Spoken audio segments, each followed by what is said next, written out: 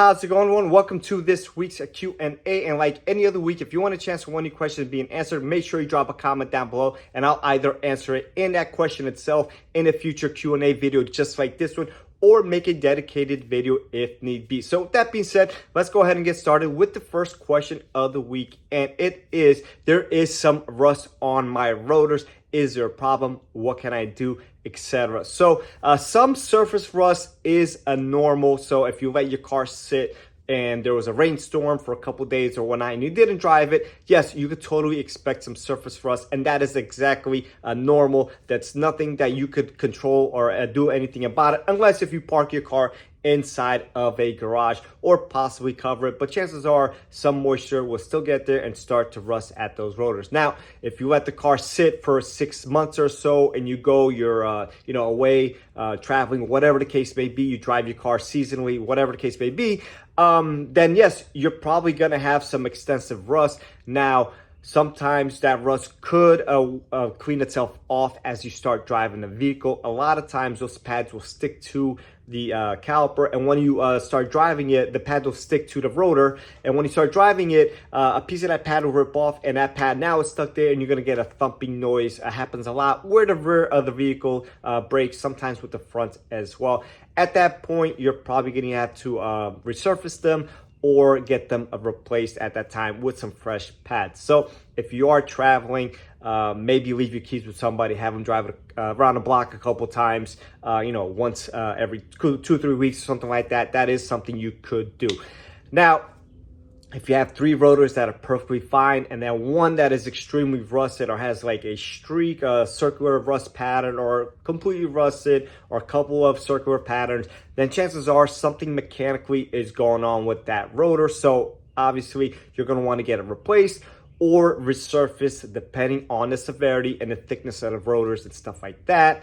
But most importantly, you're going to want to look for a mechanical failure, right? So chances are you may have some seized slide pins. Maybe the boot on a caliper piston is seized or something along those lines. Maybe you have a pinched brake hose or something. Something is going on. There could also be the pads that get some rust in the retaining clips and get seized. They don't back off as they need it, or maybe they're backed off and they're seized and they won't compress when you hit the caliper, and causing that rust to build up and not clean up over time. So just take a close look at all the caliper components, the pins, the way the pads slide in the brackets, the piston of the caliper, etc. So hopefully that answers the question for you. The next question is J series of rear main and oil pump leaks. Why is it so common, and why do so many people not know about it? So a lot of people, when attempting to repair the oil pump leak, actually end up doing an oil pan, and Honda oil pans very rarely leak from their Honda Bond or Ultra flange, whatever they use.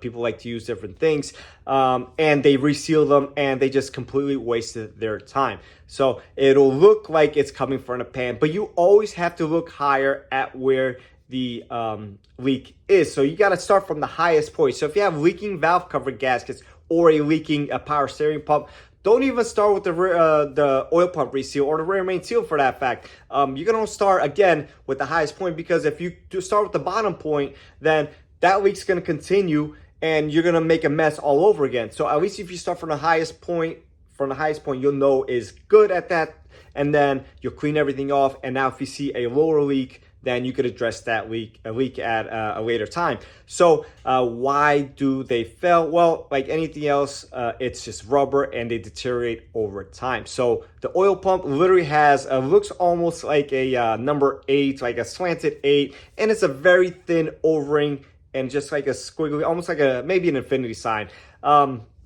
and deteriorates over time, starts to leak. And then you just need to take apart the whole thing and replace the seal now, or the O-ring. Now, you should probably be doing this at the time of the timing belt. A lot of people don't know that this is a thing. Do the time belt, and then we'll recommend the oil pump reseal. And they say, well, why do I have to do all this? The time belt was just done at a different place. Well, they probably should have told you that you had a leak, or given you the option at least to repair it or not. So as far as the rear main seal goes, very rarely will the rear main seal leak. There's also, like the oil pump, a O-ring, usually sometimes it'll be in a cover, and you got to pull out that cover. On a J series, that's how it is.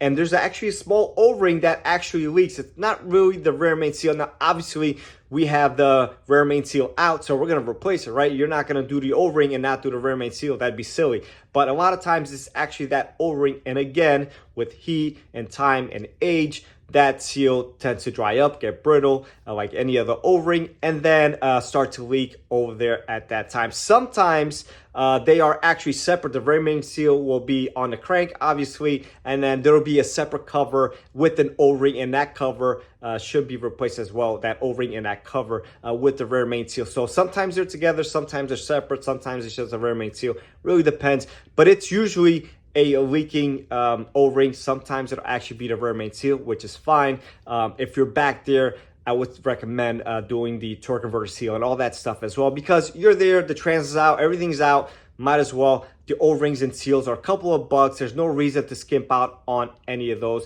while you're there. It's a very labor extensive job. So hopefully that answers the question for you.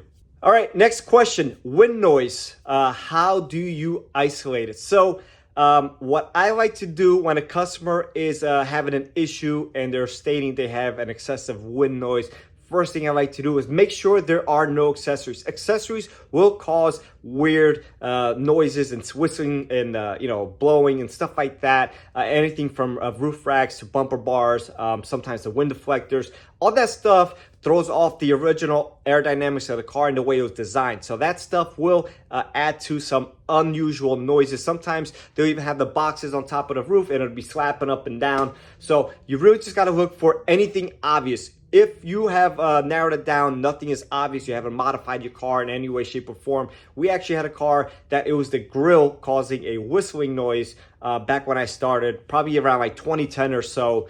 And it ended up being a grill. It drove us completely nuts. Eventually, we taped off the grill, which brings to my next point, and the noise went away. So if everything is good, nothing has been touched, everything is original, at that point, I start taping off things. Recently, maybe a couple months ago, I had a CRV 2023-2024, ended up being the windshield was not sealed correctly and causing a wind noise in that. So what I did was I taped off the cowl from the hood to the cowl completely, and my noise went away. Then I started peeling away tape by tape, little by little, until the noise came back, and I was able to pinpoint it that way. Then I used some spray, and it's a spray 9 and some compressed air from the inside out, and I was able to see some bubbling and pinpoint it in that fashion. So at that point, we had the windshield resealed, and it was fine from there. But it could be anywhere in the mirrors, it could be in the hood, anywhere in that section. If there's a grommet missing, sometimes people do aftermarket accessories, run stuff through grommets, shift the grommet slightly, and now all of a sudden you have a wind noise there. So again, make sure everything is original. Use masking tape. It's great. If you kind of isolate at that point, either use paper and compressed air or a spray 9, something that's going to get real bubbly, dish soap with some water, and spray some compressed air and try to pinpoint it in that fashion. So hopefully that answers the question for you. All right, so the next question is tire inflator kits. Should you use them? Are there expiration dates on the kits, etc.? So it is more and more common that vehicles no longer come with spare tires. I know it's crazy. Companies are trying to cut weight, cut costs, etc., stuff like that. So instead of having a spare tire, which is already pretty ridiculous, you should have a full-size spare. But donuts have been a thing for decades now. They put these inside the vehicle. So my 2021 TLX Type S came with this, and you could actually purchase the spare tire kit. I think it's back ordered. It's been back ordered forever, and whatever. I'm not gonna buy it. It's ridiculous. It should come in a car, but they do supply you with this. Yes, there is some sort of an expiration date here. So my car was purchased July 21, and we can see here November 26. Doesn't mean that this won't work after that date. Just means you should start, probably think about picking up a new one at that point. They do sell these at the dealer. You can find them a lot of times on eBay. If you're purchasing one off the eBay, just make sure that obviously has a good expiration date. You don't want to be replacing an old one with an old one. That would be silly. Now, This thing does two different functions. This just does compressed air, and it could also inject some slime, some fix-a-flat type of contraption, and you know, so it can seal whatever hole there is, so you can make it to where you need to make it. Now, the problem with that is these cars have TPMS systems. So some cars are indirect, some cars are direct. So they're usually on a higher end cars for Honda. So you're talking Ridgeline, Passport, Odyssey, Pilot. On Acura, the TLX, the MDX, RDX, maybe, I'm not sure, actually use a sensor in the tire. Some of the you know, lower trim stuff like the Civic Accords, maybe the Integra, since it's like the Civic, probably use the TPMS system off the wheel speed sensor. So though those, I'd be more okay with using this system on these cars. And it's funny because it's the cars that they come in. That slime could actually damage the TPMS sensor. So I would try to avoid it as much as possible. A lot of these cars come with free roadside assistance for a couple years. A lot of your insurance companies probably offer some sort of roadside assistance as well. I would probably try to stick with that instead of using this, unless it's your absolute last resort. They're not going to cover that TPMS sensor. Even though they supply this, they're not going to cover that sensor at that point. So just kind of pick your poison, try to make the best decision for you at that time. Obviously, if you're in a sketchy place, you're trying to get out of there as quickly as possible, use the slime if you need to, use the compressed air if you need to. And it does take a while, but it does work. I actually use this for like bicycles and stuff like that all the time. So it is great to have around the house. I don't even keep this in my car. I think for the car, I don't know, it's kind of useless. Plus, I wouldn't, you know, even bother at that point. I'm going to try to get wherever I can, pull off the side of the road, and then just call a friend or something like that. You know, I usually have friends with spare tires or a coworker or something like that, spare wheels that I could get myself out of a jam. But, you know, everyone is different. Everyone has a different situation. So just do whatever works best for you.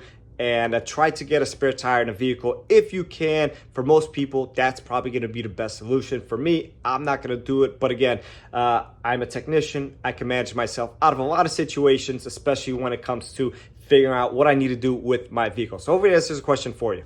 All right, last but not least, question of the week. And once again, if you want a chance to win your question being answered, make sure you drop a comment down below. So this question came up of the ATF warmer. Does it need to be changed at X miles? And what are some symptoms that it has failed? So the ATF warmer goes bolted to the transmission. There's a filter behind it, and that filter is changeable. So that is something good to do. So as far as the warmer itself, I've never personally seen one go bad unless if it was impacted by some sort of accident or it came from a junkyard, somebody dropped it and cracked it. On a vehicle, I've never seen it fail with the exception of the ZF transmission early on in the 2016 Pilots and probably the MDXs.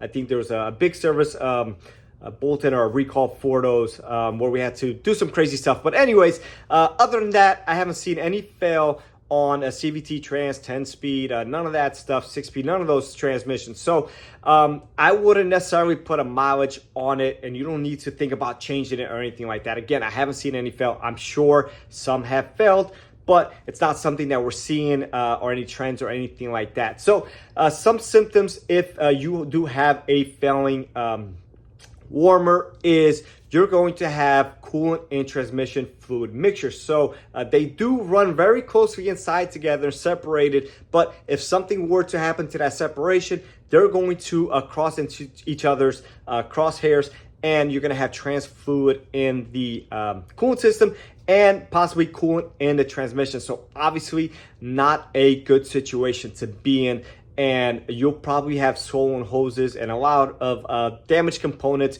at that point. Again, I've never seen one fail. It's not impossible. It happens all the time in other manufacturers. So something that you could keep in mind, just take a look at your coolant once in a while. If it looks nice and blue, you're good. If it looks anything milky, then you have big issues at that point. A lot of these transmissions don't have dipstick, although when you go change your fluid, take a good close look at it. If it's dark, you needed to change it earlier. If it's milky, you got big issues. If it's nice and clean, then you're doing the right thing at that point. And a lot of people argue that the fluid is clean, why are we changing it? Well, that's the point. You don't want to get to it when the fluid is already burnt. So just a couple of different scenarios. Again, you don't need to go ahead and worry about changing it at X miles. I wouldn't do that. Even on a car with like 300,000-400,000 miles, it'd be the last thing on my mind at that point. So with that being said, hopefully that answered the question for you, and I'll catch everyone on the next one.